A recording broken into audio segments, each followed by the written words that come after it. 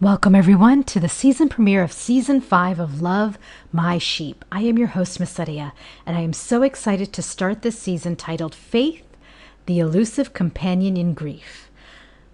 But before I go any further, I have to begin this season with a word of prayer. Father God, I want to thank you so much for bringing all of us this far, especially since I had my doubts if this platform would continue to exist. Before season 4, I did not want to do what you had placed upon my heart. And I wanted to skip that season, but Father God, you would not permit me to skip a step. And so I obeyed. And as you knew what was going on in the background, I thank you that it is what is beneath the rubble that will fuel our faith. And I am grateful for the tremendous faith you have gifted me. Father God, I pray that you will bless and encourage every listener tuning in to know what faith in you means, how to always access it, how to always walk in it, how to always delight in it, and how to always trust in it. To trust our faith in you is trusting you. So, Father God, help us to be yielded vessels to you. I pray that your love will reach each and every listener tuning in without compromise. May they grow in their desire to know you more, a desire to obey you, and may this platform encourage that and to tune out all the noises that are not of you so we can love and encourage each other. I ask all these things in the precious name of Jesus. Amen. I did a video on the YouTube channel, I should say, that included a teaser of this season by reading Hebrews 11, verse 1. And I want to go to that verse right now. Now, faith is the substance of things hoped for, the evidence of things not seen. And this is why faith is our elusive companion in grief. It's hard to find faith when our pain is so much more pronounced by what we feel, what we see, and what we think, that faith gets lost beneath the rubble. I will share more on that in the coming episodes, but I want to take that verse and go to a scripture that was oddly comforting to me a few weeks ago. I even asked God, why is this comforting me? And as, of course, He is the Alpha and the Omega, He sees everything in between. And He dropped that scripture on my heart with a purpose. And a friend, shortly after that, shared a testimony with me that brought it all together.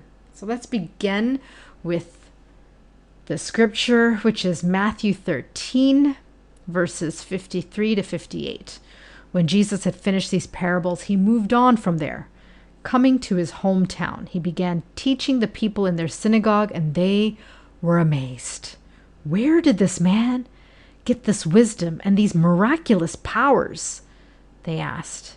Isn't this the carpenter's son? Isn't his mother's name Mary? And aren't his brothers James, Joseph, Simon, and Judas? Aren't all his sisters with us? Where then did this man get all these things? And they took offense at Him.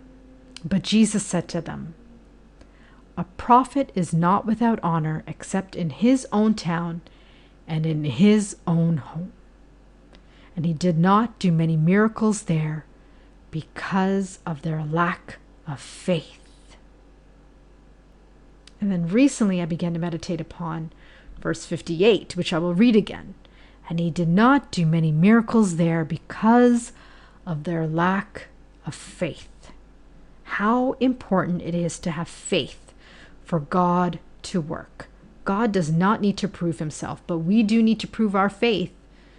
And I love this story because it is important to know how Jesus was rejected, but to also know that His territory was far greater than His hometown, as should our faith be. Our faith should be beyond what we can see, otherwise it isn't faith.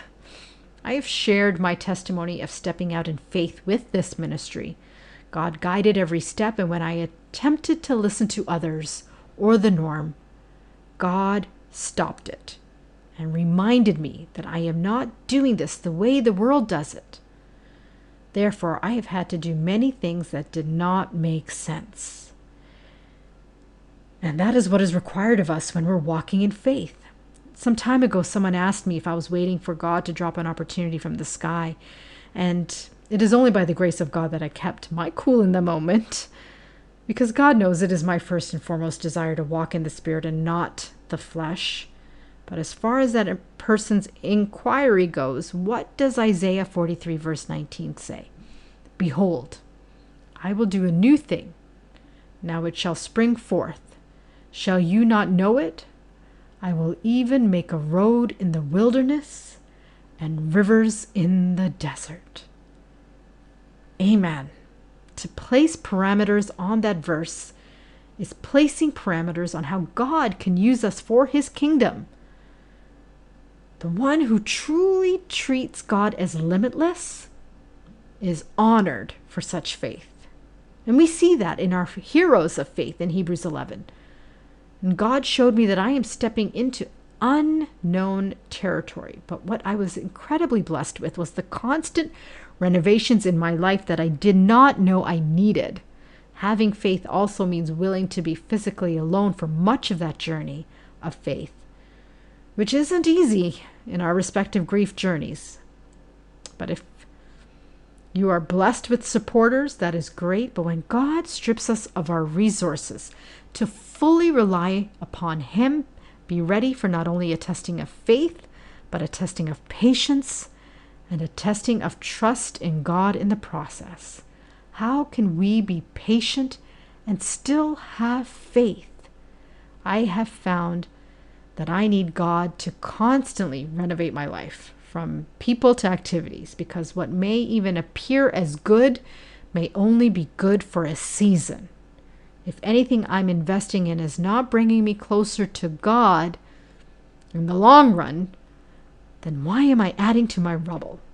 These are just some of the things we will examine as we go deeper into this season, as we